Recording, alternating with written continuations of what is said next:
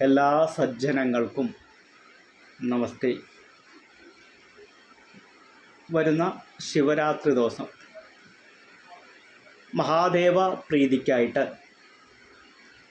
പഞ്ചാക്ഷര മന്ത്രജപത്തോടുകൂടി ജപിക്കാവുന്ന ഒരു മന്ത്രമാണ് ഞാനിവിടെ ചുവടെ ചേർക്കുന്നത്. സമസ്ത ആപത്തുകൾ അകന്ന് സർവവിധ ഐശ്വര്യവും ലഭിക്കുന്നതും മുൻജന്മ ദുരിതങ്ങൾ മാറി ഈ ജന്മത്ത് സർവ ജനവശ്യവും രോഗശാന്തിയും ലഭിക്കുന്ന മന്ത്രമാണ് ഇവിടെ ചേർക്കുന്ന രണ്ട് മന്ത്രങ്ങൾ. 1008 ഒരു വീതം ആണിത് ജപിക്കേണ്ടത്. മന്ത്രങ്ങളുടെ പൂർണ്ണ അറിവിലായിട്ട് ഉത്തമനായ ഗുരുവിൽ നിന്നോ ഉപാസകന്മാരിൽ നിന്നോ മന്ത്രം ദീക്ഷയായിട്ട് വാങ്ങി മറ്റു ദിവസങ്ങളിലും ജപിക്കാവുന്നതാണ്. ശിവരാത്രി ദിവസം യുക്തിക്കനുസരിച്ച് നമുക്ക് പഞ്ചാക്ഷര മന്ത്രത്തോടു കൂടി ജപിച്ച് പോരാവുന്നതാണ്. മന്ത്രം ഇങ്ങനെയാണ്. ആദ്യത്തെ മന്ത്രം ഓം ഹ്രീം വടുകായ ആപത്തുദ്ധാരണായ കുരു കുരു വടുകായ ഹ്രീം നമ. മറ്റൊരു മന്ത്രം ഓം ഹ്രീം ഹൗം നമ ശിവായ ഓം ഹ്രീം വടുകായ ആപത്തുദ്ധാരണായ കുരു കുരു വടുകായ ഹ്രീം ഹും ഫൾ സ്വാഹ.